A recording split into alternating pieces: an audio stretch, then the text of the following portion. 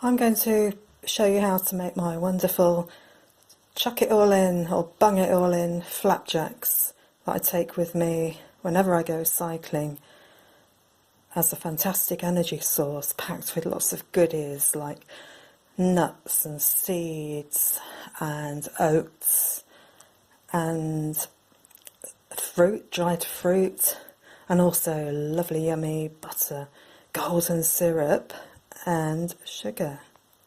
And if you want to know how big the tray is, it is approximately, what is that, 38 centimetres by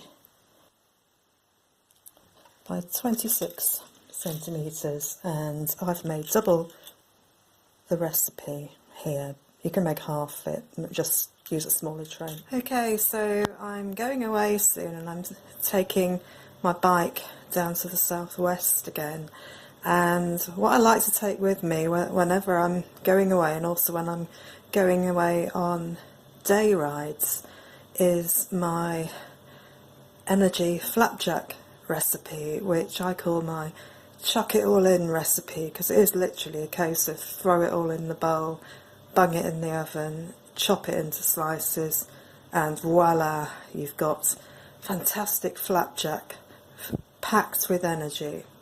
And I always take a pack of it with me when I go away, so I've got one piece of flapjack for every day for every cycle ride. So this is kind of what I'd start off with ingredients wise. I'll go through it all, and first of all I need to measure out some butter, some sugar and some golden syrup, put it in a pan to melt, and I have already switched the oven on to warm up at, mine's gas mark, so it's gas mark 5, so you'll need to do the electricity equivalent depending on what sort of oven you have. So okay, let's get on with weighing out the butter, sugar and syrup.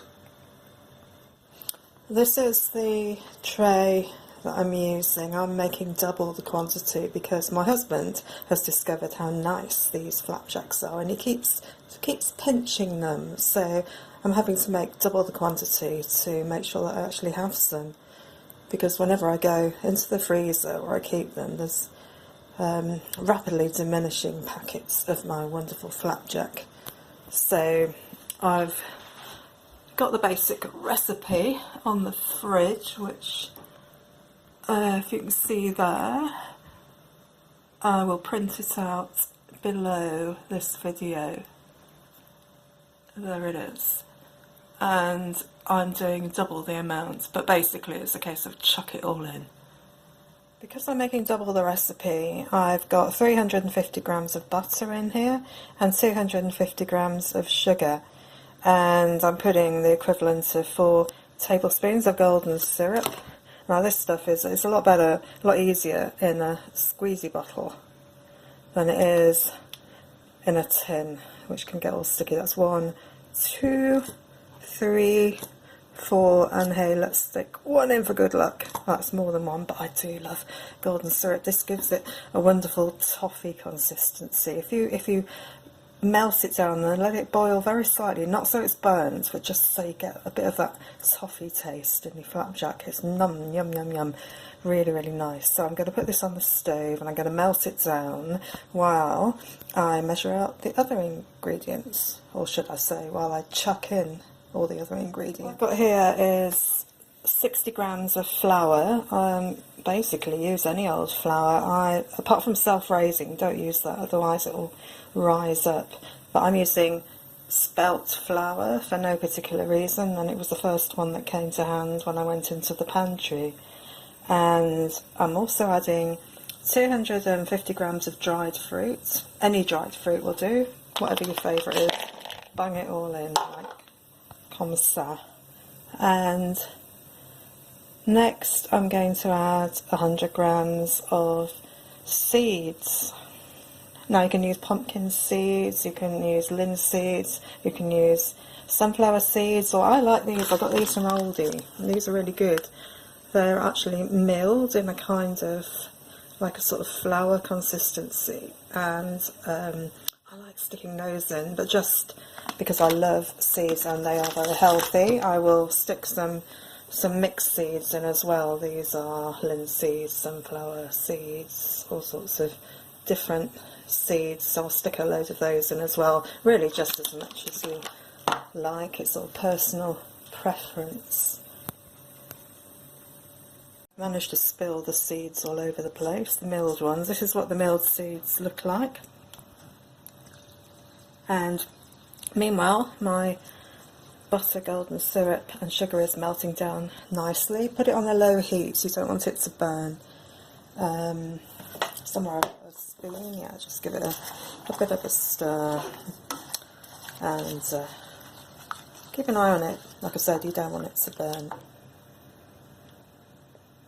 So in goes the milled seeds, and just for luck I will bung in, oops, just dropped the knife on the floor, bung in a few mixed seeds, just about a handful. And I've got some coconut flakes, so why not bung those in too? Just so, again, a sort of, you know, about that many, that's fine. And what else?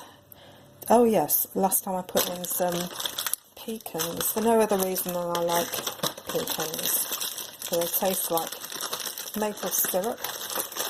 So you can either chop these up or bung them in whole. Yeah, about that many. And that'll do nicely. And how's my butter doing? Yeah, fine, not melted yet. We'll wait for that to melt. And then oh yeah, we've got to add the oats. Oats, the most important part of flapjack. And I'll start with the amount of oats that it says in the recipe, and then if I need to add more, just to get that right consistency, I will do so. But initially I'll start with, what's it say? Oats. I'm doing doubles, so it's 450 grams of oats, which I shall measure out now. There, I've added the oats, so that is just waiting until my melted mixture is melted enough. I'll maybe just stick up the gas a little bit, though I don't want to burn it, but what I do want to do is just slightly bubble it, just to give it that toffee caramel taste, which is yum yum yum.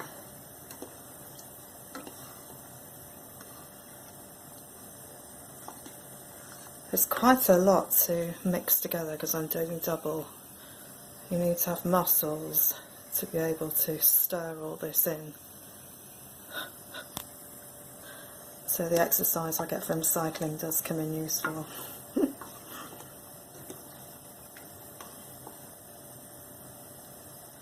I'd say it's nearly ready, it just needs to bubble a little, like I said, only a little.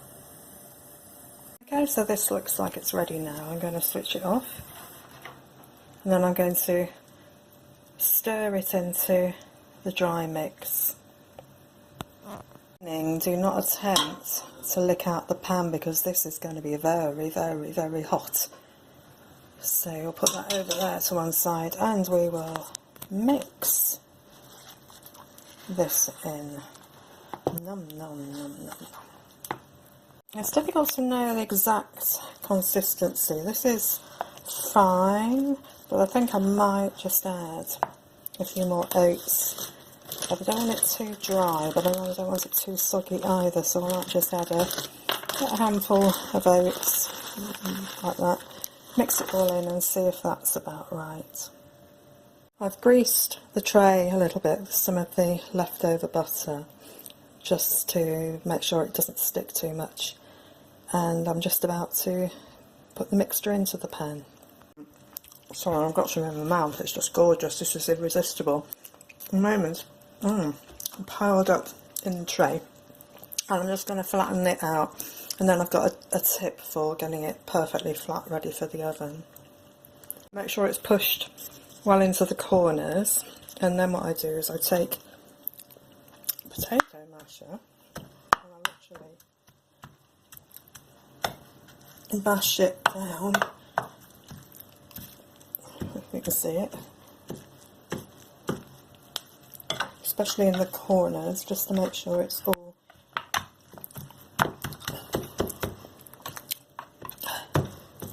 pretty much as bashed down as you can get, so it all looks nice and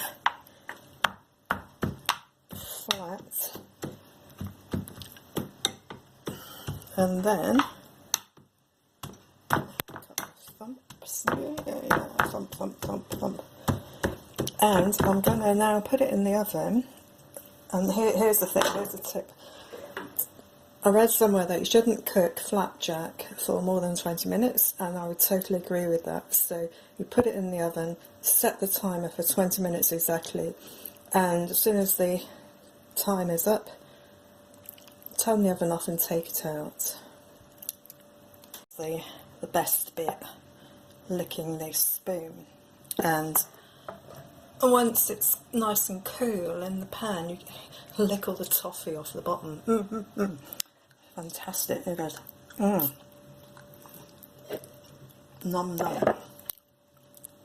Now the toffee stuff is all cooled down now, and look at that, just look at all that yumminess that happens to be left over, which I am now going to eat.